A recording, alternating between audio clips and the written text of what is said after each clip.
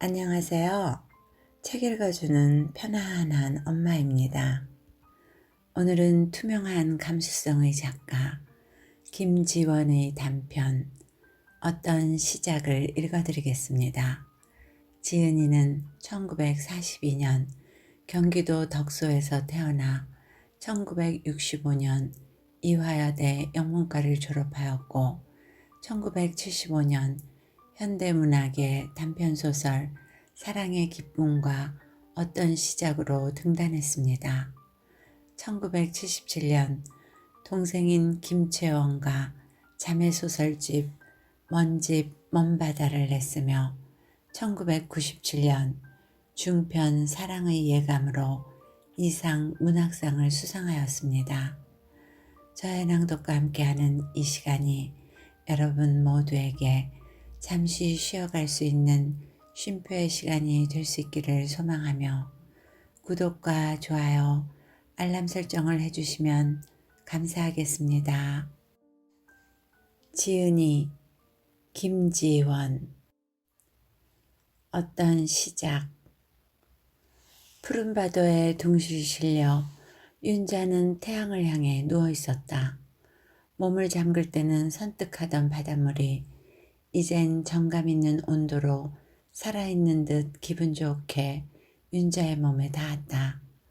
귓가에 찰랑이는 물결, 젖은 코끝을 스치는 바람, 멀리 시야 한 귀퉁이를 빠져나가는 돛담배며 모터보트의 단조로운 기관 소리, 아이들의 웃음소리, 사람들의 말소리, 영어, 남미의 언어, 또따또따, 쏠라쏠라, 웨익웨익, 가려들을 수조차 없이 짓거리는 말들의 꿈결 같은 소리. 태양이 눈부시어 윤자는 파도에 씻긴 눈썹을 잠에 취한 사람처럼 겨우 열었다 닫았다 하였다. 정일은 어딨나? 윤자는 몸을 일으켜 정일을 찾았다. 정일은 빛이 파라솔 밑에 앉아 무언가를 마시느라고 목을 뒤로 썩 젖히고 있다. 먼 데서 보니 27 정일의 몸은 보이스카우트 소년 같다. 한국 동란 참전용사 사진에 같이 찍힌 하우스보이 비슷한 것도 같다.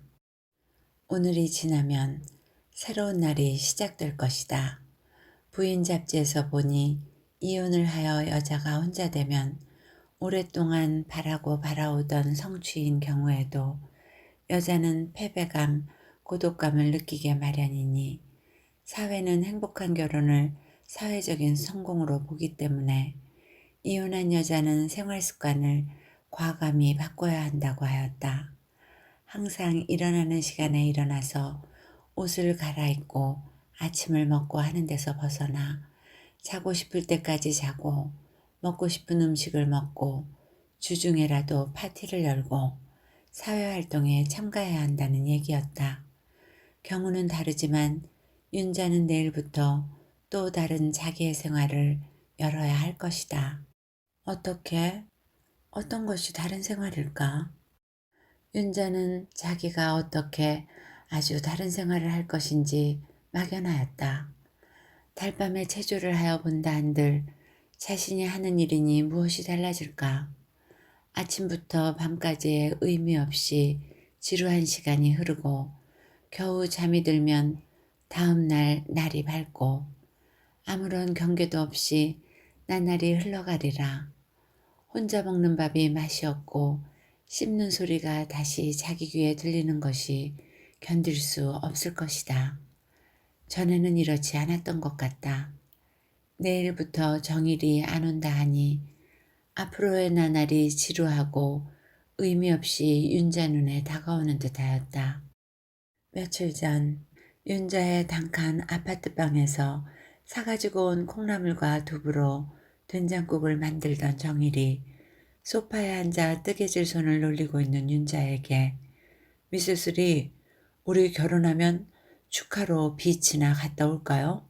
신혼여행이라는 것 있죠 왜? 말했을 때 윤자는 웃음소리로 대답을 대신하였었다. 윤자와 정일이 사이엔 결혼처럼 농담 같은 말은 없었다. 깨끗한 농담이란 표시로 정일도 윤자의 웃음에 자기 웃음을 더하였다. 정일이 결혼하는 날이란 그가 영주권을 타는 날이었다. 그들은 지금 법적으로는 신혼부부이고 결혼에 따라 얻어지는 정일의 소망인 영주권을 얻는 날을 정일은 결혼하는 날이라고 말했다. 윤자가 1,500불을 받고 형식상의 결혼을 해주기 전까지 정일은 미국 이민국으로부터 쫓기는 몸이었다. 유학생의 신분으로 아르바이트를 하였기 때문이었다. 미국은 요새 인플레니 뭐니 해도 그래도 세계의 대국이 아니에요? 그런데 유학생을 이렇게 대우하는 건. 처음 만난 날 정일은 눈물까지 글썽하며 윤자에게 말하였다. 2달이 가까운 지금 정일은 영주권을 얻고 윤자는 돈을 다 받고 그들의 관계는 끝을 맺게 되었다. 정일이 천천히 물가로 오고 있었다. 이곳에선 백인이 별로 희어 보이지 않듯 한국에 살 땐 윤자는 동양인을 황인종이라고는 그러지만 뭐 별로 노랗다고 생각해보지 않았었다. 정일이 뭐라고 웃으며 윤자에게 소리 지르는 것 같은데 잘 들리지가 않는다. 우리 시합할까요? 한 것도 같고 물이 차지 않아요. 같기도 하다. 같이 차이나타운의 피복 공장에서 일을 하는 기영 엄마로부터 돈을 받고 순전히 비즈니스로 결혼을 하지 않겠느냐는 제의를 받았을 때 윤자는 기뻤다. 유학생인데 말이오. 서울에선 형이 살 만큼 사는 집이긴 한가 봅디다만 출국령을 받고 지금 다른 주로 도망가려고 짐이랑 죄 꾸렸대요. 미국 온 지 겨우 7개월 만에 남들은 다 잘 견디는데 재수도 없지. 결혼 좀 못해줄 게 뭘까? 윤자는 생각하였다. 중국 처녀와 같이 쓰고 있는 햇볕 들지 않고 바퀴벌레가 우글우글한 맨하탄 지하실 방만 면할 수 있다면 게다가 심한 미싱일로 허리는 판자처럼 빳빳하였다. 고저가 강한 중국말의 소용돌이, 박아내는 개수로 계산되는 임금, 불이 나게 돌아가는 빠른 미싱 소리, 뿌옇게 떠있는 먼지 속에 하루 종일 미싱을 밟아대면 집었다 놓았다 하는 헝겊조차 무거웠다. 1,500불이 생긴다면 햇볕이 방 안에 들이밀리고 창을 열면 거리를 볼 수 있는 방을 얻고 싶었다. 소원이 이루어져 윤자는 뉴욕 서부 지하실 종점에서 20분쯤 걸리는 곳에 단칸방을 얻고 정의를 기영 엄마가 한국말 속에 섞어 쓴 영어대로 비즈니스 손님으로 맞아들였다. 윤자는 지탱하기도 힘겨운 자기 인생에 한 번쯤 방학을 주고 싶었다. 윤자는 아침에 눈을 떠 누운 채 밑의 거리를 지나는 찻소리를 들을 수 있게 되었다. 저녁이면 정일이 임시 얻은 직업인 회계 일을 마치고 돌아왔다. 윤자는 하숙집 아줌마가 하숙집 하숙생을 맞듯 지어놓은 저녁을 그와 같이 먹었다. 윤자의 하루는 정일이 오기 전과 온 후로 나누어졌다. 저녁을 먹는 대신 정일도 마음속에 계산을 하고 있는 듯 신세지지 않을 정도로 장을 봐오고 정일이 손수 음식을 만들기도 하였다. 오래 물속에 계시는데요.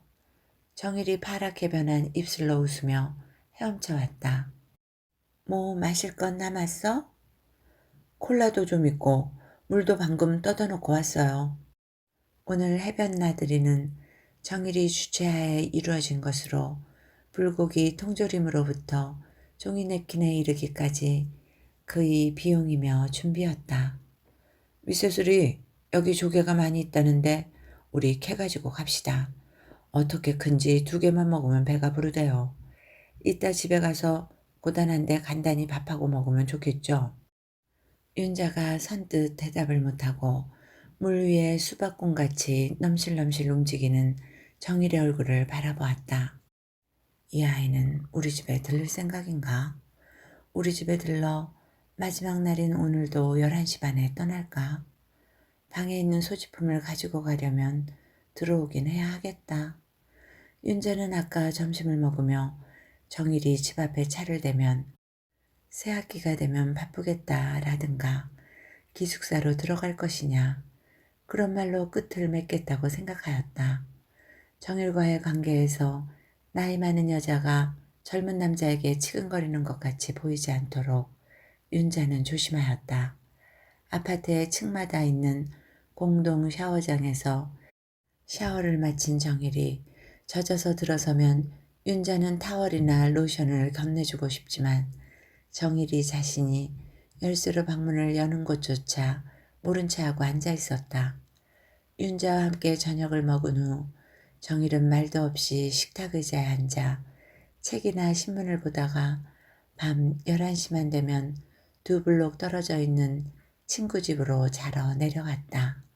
출국령을 받은 사람이 결혼을 하였다고 영주권을 신청하면 이민국에서 조사를 나올 것이니 주위 사람들에게 그들이 부부라는 인상을 주도록 같이 들락거릴 것이며 저녁 늦게까지 정일이 윤자의 집에 있을 것, 윤자의 방에 정일이 잠옷과 헌 구두 등 소지품을 갖다 놓을 것을 변호사는 말하였다. 째깍 째깍 째깍 윤자는 뜨개질 일이나 레코드를 들으며 정일은 책을 읽고 편지를 쓰기도 하며 두 사람은 무슨 일인가에 열중해 있는 채 하며 시계를 자주 들여다보았다. 째깍 째깍 째깍 11시 반 정일은 풀어놓았던 시계를 주워차며 자리에서 일어났다. 정일이 나갈 때 윤자는 배웅하지 않는다. 정일은 자기 몫의 아파트 열쇠를 철렁거리며 안녕히 주무세요. 저 갑니다. 그런 말을 달싹달싹 했다.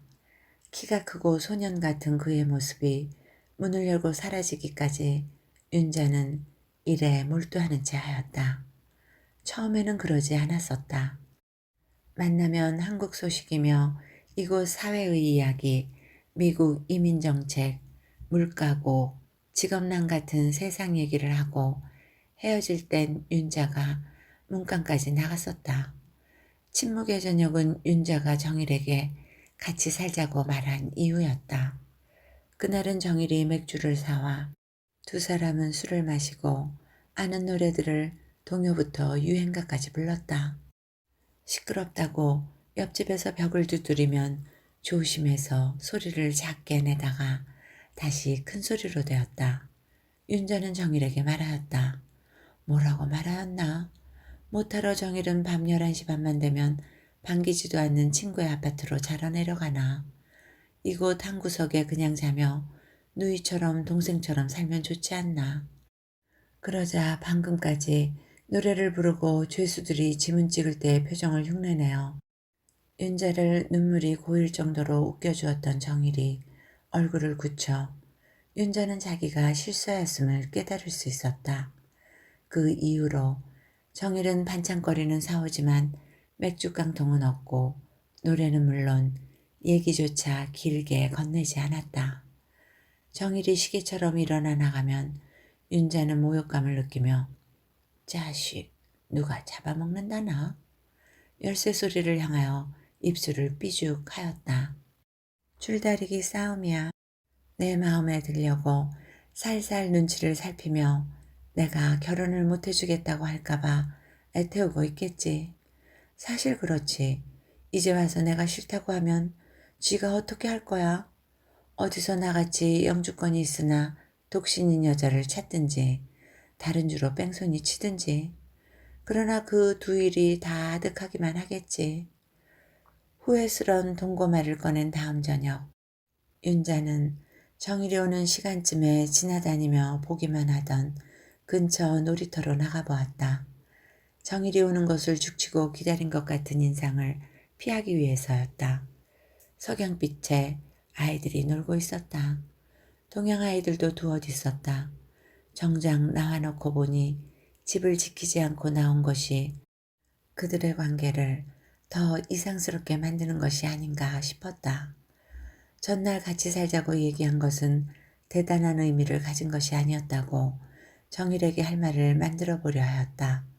이제 와서 윤자는 결혼 같은 걸 할 생각은 없었다. 어느새 자기 나이 같지도 않게 낯선 40, 정일이 27 나이 때문이라기보다도 윤자는 결혼에 대한 환상 같은 것을 가지고 있지 않았다. 대학을 졸업하자 결혼한 남편은 사업이 번창하여 7년 후 윤자와 이혼할 때쯤에는 자가용과 화곡동 근처에서 제일 좋은 집을 가진 부자였고 남편은 어느 날 말하였다. 우리 이혼하자. 이 집은 네가 갖고. 윤자는 너무 놀랐다. 뭐 때문에요? 여자가 있어요? 아니, 없어. 난 결혼이 맞지 않나 봐. 그렇다면 3년 동안 마음대로 지내다 오세요. 집에 들어오지 않아도 좋아요. 그러나 남편은 이혼을 우겨대다가 세면도구와 옷가지만 들고 나가버렸다. 윤자는 매일 울며 남편에게 새 여자가 생긴 것이라고 생각하고 퇴계로 남편의 사무실이 있는 곳에 숨어 지켜 서 있었다. 정말 남편에겐 그때 여자가 없었다. 단순히 사는데 진력이 나서 이혼을 하자고 하였나? 그들의 아이는 인큐베이터에서 크고 나중까지 건강치 못하여 아프기만 하다가 죽었다.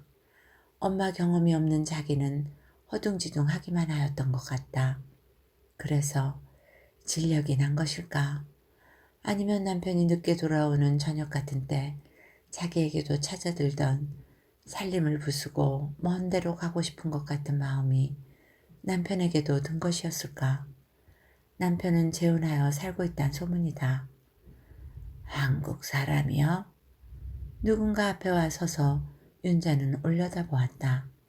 뒤통수에 송편만한 쪽을 단단히 달고 있는 쪼그라붙은 듯한 한국 노파였다. 반갑기도 하고 주위의 시선이 느껴져 부끄럽기도 한 나일론 갑사 치마 저고리. 대답하기도 전에 노파는 윤자 옆에 몸을 던지듯 앉더니 치마 밑에서 빨간 갑의 담배를 꺼내었다. 섹시도 필라오? 아니요. 노파는 담뱃불을 붙이며 싸움을 걸듯 아, 이곳이 어디 사람 살 때요? 짐승이나 살 때지. 뜨뜻한 장판방에서 살다 오니 마루랑 시커멓고 죄 신발 신고 다니고. 집에 가시지 그러세요. 아, 아들놈이 보내줘야 말이지. 난 죄ing일 애보는 게 일이여. 저놈이 비행기만 보면 눈물이 난다니까. 내가 어쩌다가 저놈이 걸 타고 여길 왔나 싶어서. 노파는 매일 울고 있는 듯 눈이 짓물러 있고 그 눈에 다시 새로운 눈물이 고여왔다. 윤자는 고개를 들어 머리 위를 낮게 떠가는 비행기를 바라보았다.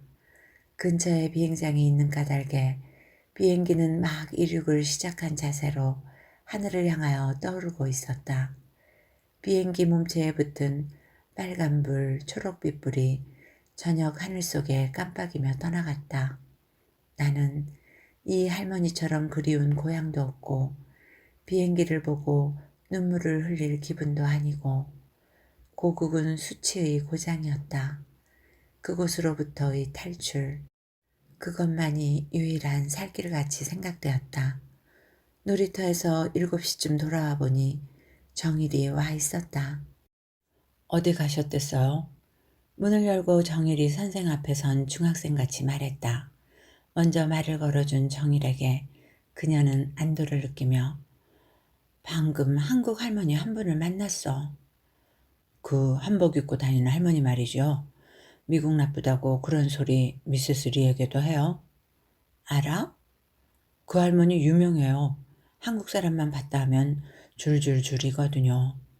이렇게 평범하게 시작된 저녁이 그 이후로 줄다리기 같은 팽팽한 침묵의 대결로 이어졌다. 정일이 미세스리 우리 결혼하면 빛에 나갈까요? 하고 성큼 농담을 던질 수 있었던 것은 이민국의 정식 허가가 내려 변호사에게 사인하러 갈 일만 남았을 때였다. 오후 6시라고 하여도 여름에라 한낮같이 밝은 8월의 무더운 저녁이었다. 창문에 달아놓은 조그만 환기용 선풍기가 붕붕 소리를 내며 아파트 꼭대기층의 열기 속에 허덕이듯 돌아가고 있었다. 윤자는 농담인 줄 알면서도 뜨개질 손을 멈추고 전축에 레코드를 얹었다. 싸구려 전축은 얄팍한 소리로 정감 있는 남자의 노래를 풀어냈다. 이제는 우리 헤어질 시간. 다시 한번 내 손을 잡아줘요. 노래 가사가 저희가 있는 듯 정일에게 들릴 것 같아 윤자는 노래를 틀면 더 덥고 하며 전축을 곧 꺼버렸다. 그때의 약속대로 영주권을 받아든 정일은 차를 빌어 윤자를 해변으로 데리고 나왔다. 일종의 사례 같은 거겠지. 해산 후에 산모가 의사에게 드리는 꽃이나 술 같은 것. 윤자는 그렇게 살해하였었다. 졸업 때 선생님에게 드리는 기념품 같은 그런 거겠지. 주말 러시아워의 혼잡을 피하기 위하여 그들은 늦게까지 해변에 남아 있었다. 저녁이 되어 갈수록 바람이 쌀쌀해서 물속에 들어가지 않고 식어가는 모래 위에 앉아 있었다. 야외인 탓인지 마지막 날이어서인지 오늘은 두 사람 사이의 줄다리기 시합이 완화된 기분이다. 그러나 서로 앞으로 어떻게 살아갈 것인지 가끔 전화하라든가 편지하라든가 그런 인사말 같은 것은 쑥 빠졌다. 얘기를 많이 한 쪽은 정일로 그는 들어도 그만 안 들어도 그만인 얘기들을 싱싱한 분위기로 했다. 학교 때 운동하러 다니던 얘기, 9살 때 홍역하던 얘기, 미국에서 아르바이트 하겠다고 운전면허 따러 서울의 삼복더위에 돌아다니던 일, 그런 경험담으로부터 책을 읽은 얘기. 빠삐용이란 책을 보니 바로 빠삐용 같은 의지로만 산다면 미국 천지에서도 못할 게 없을 것 같더라고요. 또 이곳 사람들이 모이면 흔히 나오게 마련인 엽전근성. 중국 사람들은 일대째는 지하철 공사에서 막노동자로 일하며 한 푼 두 푼 모아 2대째에 가서 조그만 세탁소나 우동가게를 내고 3대째 가서야 집도 짓고 교육도 하고 그런다는 거라. 그 얘기 듣고 보니 나도 그렇지만 우리나라 사람은 성미가 급해 1, 2년 안에 결산을 보려고 그러는 것 같아요. 떠날 때 친구며 형님께 말했어요. 우표값이 없어 편지를 붙이지 못할지도 모르니 섭섭해하지 말라고요. 형님이 새 만년필 하나를 주시며 이게 제법 비싼 건데 미국 가서 정 배고프면 팔아서 밥 한 끼 사 먹으라고. 또 누이는 금반지를 만들어줬어요. 내 그누미 걸 끼고 새 옷을 위에서부터 아래까지 쭉 뽑아 입고 비행기 안에서 하나도 먹지 않고 정말 아무것도 안 먹었어요. 그러고 앉아 있었으니 스튜어디스가 벌써 아, 저놈은 지금 처음 비행기 탄 놈이구나. 알았을 거란 말이에요. 참 그놈의 반지는 왜 끼었는지. 윤자는 공원에서 만났던 한국 노파 얘기를 좀 자세히 하고 왜 나는 그 할머니 생각을 그리도 자주 하게 되는가. 자기 신상 얘기도 조금 했다. 얘기를 안 해도 정일은 기영엄마를 통해 자기가 의지 없는 이혼녀라는 것쯤 알고 있을 것이었다. 태양이 얇아질수록 바람이 새어져서 그들은 수영복 위에 옷을 걸쳐 입었다. 정일의 옷이 거꾸로 되어 목 뒤에 붙은 상표가 글씨도 선명하게 거북표였다. 셔츠를 뒤집어 입었어. 정일은 윤자의 꾸준한 시선에 반발하듯 난폭하게 옷을 벗었다가 다시 입었다. 좀 떨어진 곳에 길게 누워 애무에 열중하고 있는 젊은 연인들과 몇 그룹뿐 사람들이 거의 떠난 해변엔 갈매기떼가 모여들기 시작하였다. 억센 듯 보이는 날개며 믿지 못하겠다는 듯 날카롭게 쉴 새 없이 움직이는 눈초리, 뾰족한 부리가 곧장 눈이나 심장을 파먹을 듯 싶은 무서움을 느끼며 윤자는 깔았던 타월을 개켜놓고 일어섰다. 그만 가자. 차들이 거의 빠져나가 운동장같이 넓은 주차장 한켠에도 수많은 갈매기가 내려앉아 있었다. 정일은 차에 발동을 걸며 저 갈매기 밭 가까이로 가볼까요? 날아가겠지. 살짝 가면 괜찮을 거예요. 수천 마리는 되겠는데요. 차는 갈매기떼 곁을 천천히 미끄러지듯 굴러갔다. 정일의 말대로 날아오르지 않는 갈매기를 윤자는 두려움 없이 창밖으로 보았다. 차는 바다를 뒤에 두고 하이웨이로 들어섰다. 대규모 노을이 성난 듯 검푸른 하늘에 짙게 깔리고 먼 산과 나무들의 검은 형체가 뒤로 돌아가며 물러나고 있었다. 차는 헤드라이트를 켜고 있었다. 고단하시죠? 뒤로 편히 기대세요. 더 이상 말이 없는 때문인지 엄격하고 조용한 정일의 질서를 차의 스피드에서 느끼며 윤자는 오늘 집에 같이 들어갈까? 정일의 소지품을 다음날 어디에서 정일을 만나줄까? 그러면 또 한 번 더 만나게 되지. 바닷물이 나가지 않아 조개는 못 잡고 말았다. 이제까지 내가 정일에게 만만하게 보인 것은 아닌가. 돈에도 정에도 굶주린 여자로 보인 것은 아닌가. 정일은 언젠가 말하였다. 나는 여기서 학위를 따고 책도 2억 원쯤 써서 이름을 낸 후 한국에 가고 싶어요. 요샌 박사가 너무 많거든요. 그냥 갔다간 실업자 되기 알맞지. 그런 너의 인생에 내가 하찮게 입에 올려지겠지? 미국서 출국령을 받았을 땐 막막하더군. 그래서 돈 주고 40살 난 아줌마하고 결혼했지. 그동안 혼났다. 그 여자 같이 살자고 덤비잖니. 미래에 나타날 그의 연인에게 구원을 하며 고백할 것이 있습니다. 제가 한번 결혼을 하고 짓거릴지도 모른다. 정일은 조용히 차를 몬다. 핸들 위에 얹힌 그의 손이 정결하게 윤자의 눈에 비쳤다. 공부하는 손. 윤자는 그 손을 끌어잡고 아니면 꽉 물고 그를 자기 편으로 만들고 싶었다. 그 손을 꽉 물고서 이 다음, 아주 이 다음까지라도 어디 가서 윤자의 이야기를 함부로 하지 못하도록 할 수만 있다면 하고 싶었다. 얼굴에 닿는 윤자의 시선을 느끼고 정일은 윤자를 곁눈질해 보았다. 조그마한 얼굴이 비스듬히 정일 쪽을 향했다가 앞으로 향한다. 이 여자는 미인은 아니지만 마른 탓인지 시들어 보이기도 하지만 어떤 때는 굉장히 예뻐 보인다.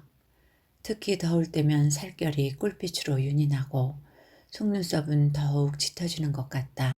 정일은 한 번도 이 여자의 얼굴을 거북해서 자연히 본 일이 없다. 미세스리, 아기는 없었어요? 죽었어.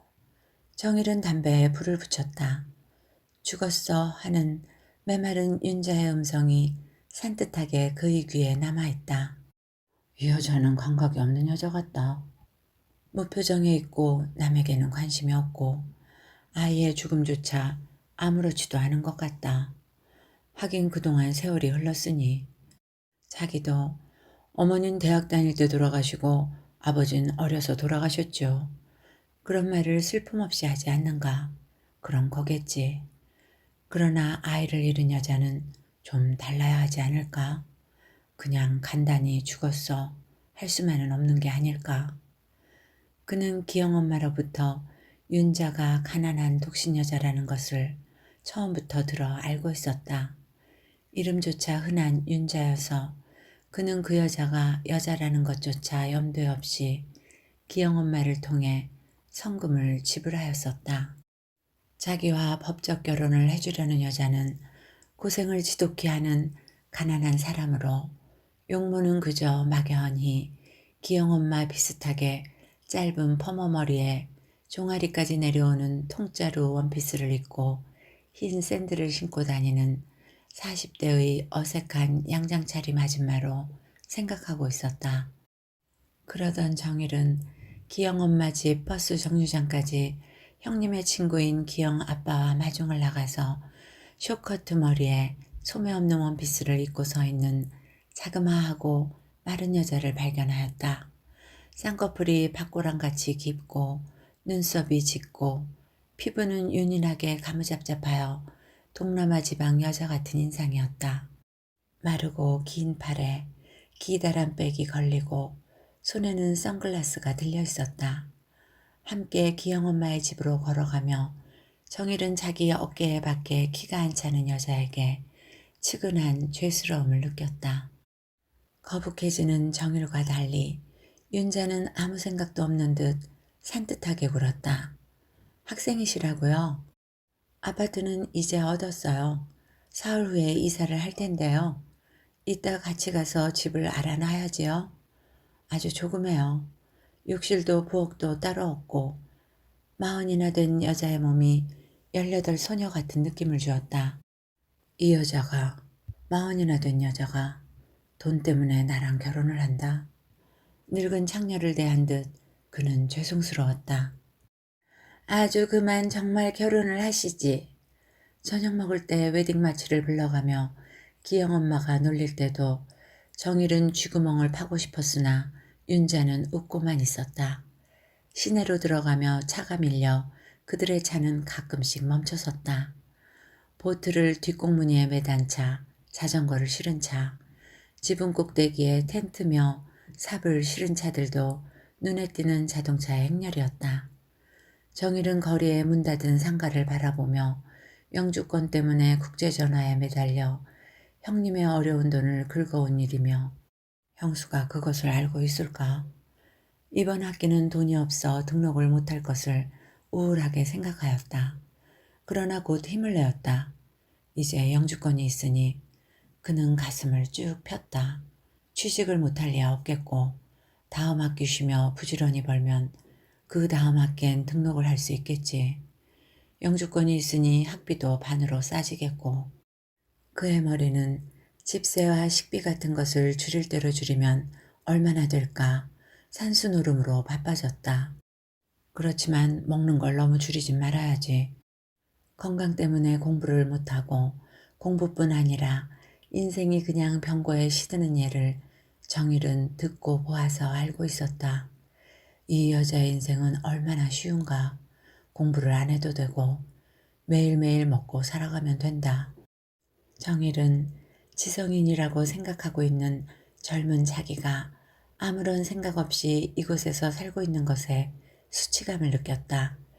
고국에 돌아간다고 하면 무조건 애국자, 이곳에 뼈를 묻겠다 하면 미국화되었다고 비난하는 그런 사람들의 의견을 떠나 아무런 편견 없이도 자기가 조국에 대해 가지는 감정이 부끄러웠다.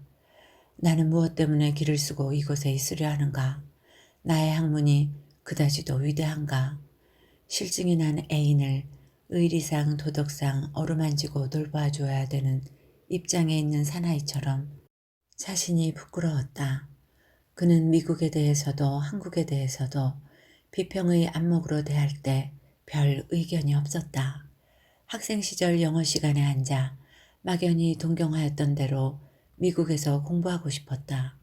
공부 자체보다 공부하였다는 소리가 듣고 싶었다. 더욱이 부끄러운 것은 이곳에서 살아버릴까 하는 충동이었다. 이곳에 살고 있는 다른 나라 사람들은 어떨까? 그 사람들도 이곳에 살며 조국에 대해 죄의식을 느낄까? 미국의 물질 문명을 개탄하는 글들을 읽을 때면 무엇이 더러운 것인지 모르겠는 그는 가슴을 쥐어뜯으며 27 한국 청년이 세상과 가지는 연관을 바로 깨닫고 마음에 활활 타는 분노를 가지고 싶었다. 사람들에게 인정받는 똑똑한 인간이 되고 싶었다. 그런데 이 여자는 한국인이라는 의식조차 없이 살아가고 있다. 차가 윤자의 아파트에 와 멎었다. 6층 높이의 바랜 벽돌 빌딩들이 늘어선 아파트 거리이다. 시멘트 바닥의 인도를 아이들이 자전거를 타고 달리고 손에 손을 잡은 노인 부부가 주말에 늦은 저녁을 산보하고 있었다.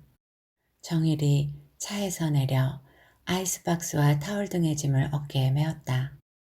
엘리베이터 문이 닫히고 엘리베이터 안에 정일과 윤자 두 사람이 되었다. 저녁 무렵 낯선 동네 안에 썩 들어섰을 때 같은 허전한 정이 흐르는 기분이었다. 윤자는 엘리베이터 벽 승강하는 속도에 몸을 기대었다. 어렸을 땐 모든 것이 자기 것 같았는데 갈수록 없어지더니 이 즈음엔 하나도 없는 것 같다. 누구를 만나든 헤어질 땐 실연을 당한 듯 가슴이 쓰려왔다. 기영 엄마와 헤어질 때도 그렇다. 남편이 집을 나가고 싶어 하도록 나는 누구에게 기대는 성미인가? 모두 내 무게를 견디기 싫어서 내 곁을 떠나가나? 아이조차도. 놀이터에서 만난 한국 할머니는 도로 한국에 갔을까? 아직도 양담배를 피워물며 아무 한국 사람에게나 넋두리를 퍼부어댈까? 나는 늙어서 그 할머니 비슷이 될지도 모르겠다. 이미 생긴 신경통으로 고통스러운 몸을 이끌고 아무나 붙잡고 넋두리를 늘어놓을지 모르겠다.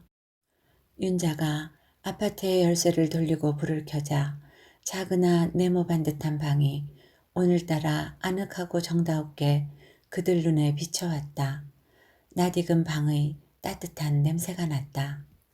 소파 위에 놓인 트렁크는 윤자가 싸놓은 정일의 소지품이다. 거기에 눈길이 가자 겸연쩍어 정일은 그것들을 풀어 있던 자리에 도로 갖다 놓고 싶었다. 샤워하고 와요. 끈끈하지? 윤자가 시키는 대로 정일은 샤워장에서 소금기 배인 몸을 씻고 돌아왔다. 윤자는 정일이 보아 알고 있는 낡은 노란 원피스로 갈아입고 구부리고 앉아 문간에 흘린 모래를 쓸어 담고 있었다. 그들이 들고 갔던 아이스박스는 깨끗이 비워지고 타월들도 치워져 있었다. 윤자는 그동안 머리를 감았는지 젖은 머리에 빗자국이 깨끗하였다. 뭐라 말해보려 하다 정일은 발끝 걸음으로 소파에 가 앉았다.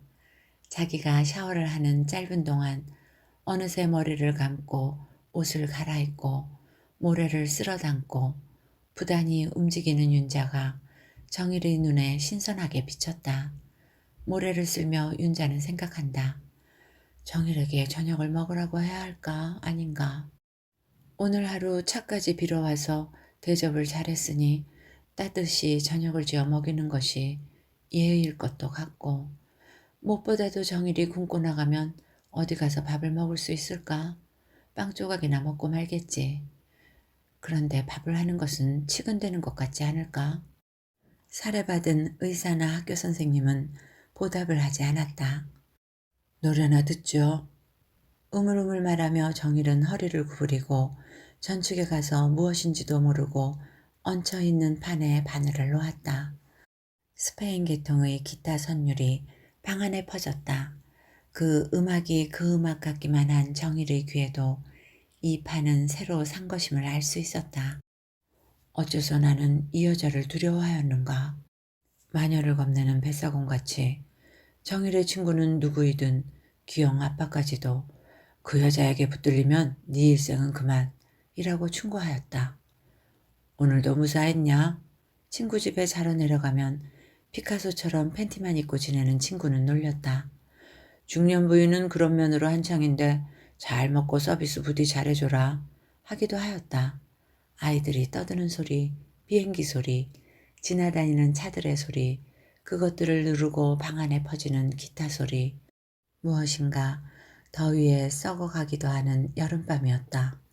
정일은 얼마 되지 않는 돈으로 이 여자를 이용해 먹고 한 가닥 생명의 줄마저도 거머쥐고 도망치려는 비루한 인간으로 자신이 느껴졌다.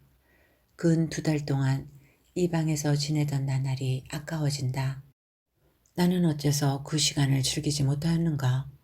레코드도 제대로 들은 일 없고 변호사 말을 따라 같이 들락거리기 위하여 저녁 먹고 근처 공원으로 산보 나갈 때도 마음은 조마조마하고 윤자에게 죄송스럽기만 하였었다. 모래를 쓸어 담은 윤자가 동그란 식탁 위에 가서 앉았다. 배고프면 어제 먹던 상추도 있고 된장도 있고 밥도 좀 있으니 갖다가 먹어요. 젖었던 앞머리가 말라 두어 가닥 앞으로 늘어진 윤자는 정일의 눈에 예쁘게 보였다. 고추장아찌도 있어요. 정일은 몸을 굳혔다. 이젠 가보라고 하는 말이다. 일어나야겠지. 정일은 자리에서 일어났다. 뭐라고 말해야 할 것이었다. 그동안을 결산하는 인사. 그의 모든 피가 뇌 속으로 몰리는 듯 얼굴이 화끈 달아올랐다. 그는 무슨 말을 하는지 알지 못하며 우물우물 제가 결혼을 하자고 한다면 어떻게 하시겠습니까? 말을 마친 정일은 쫓기듯 문을 열고 나가느라고 문간에 있는 윤자의 샌들 한 짝을 가스레인지 쪽으로 차버렸다. 문이 탕 닫혔다. 의자 위에 앉았던 윤자는 너무 놀라서 벌떡 일어섰다. 정일이 방금 뭐라고 하였던가. 온몸에 피가 아우성치고 오줌이 마려운 듯했다. 나는 결혼을 믿는 여자가 아니요. 남자에게 되게 혼이 난 여자요. 윤자는 문으로 달려갔다.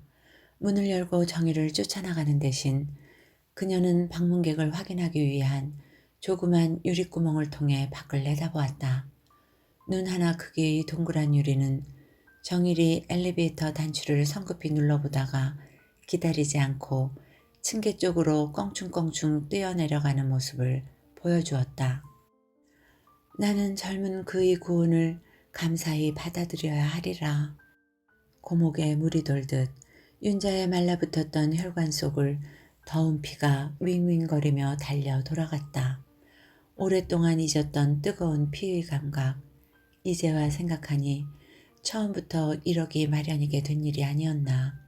순전히 비즈니스로 정희를 만나러 간다고 하던 날 나는 화장을 하며 즐거웠었다. 보지 않았을 때부터 결혼은 아니라 하더라도 나는 벌써 즐거운 기대를 그에게 걸었던 게 아닐까? 그녀는 몸을 돌려 새삼 방 안을 둘러보았다. 소파 위에는 정일의 트렁크가 그냥 놓여 있었다. 정일도 내 곁을 지나가리라 언젠가는. 갑자기 윤자 자신의 모든 약점이 윤자를 엄습하였다. 나이 많은 이혼한 여자라는 경력으로부터 눈가에 지는 주름살 하나하나, 잘 때 가끔씩 침을 흘리는 작은 버릇까지 전부 그녀에게 무섭게 달려들었다. 나는 모든 결점들과 최선을 다해 싸워나가리라. 윤자는 자신에게 다짐을 주었다. 버틸 수 있는 데까지 한번 힘껏 버텨보리라. 이야기는 여기까지입니다. 우리는 언제든 어떤 시작을 할 수 있는 존재가 아닐까 하는 생각을 해보았습니다. 그런 의미에서 우리 모두에게 지금이 긍정적인 어떤 시작점이 될 수 있기를 바라며 새해에는 지나간 해보다 활기차고 더욱 건강한 해가 되기를 기원드립니다.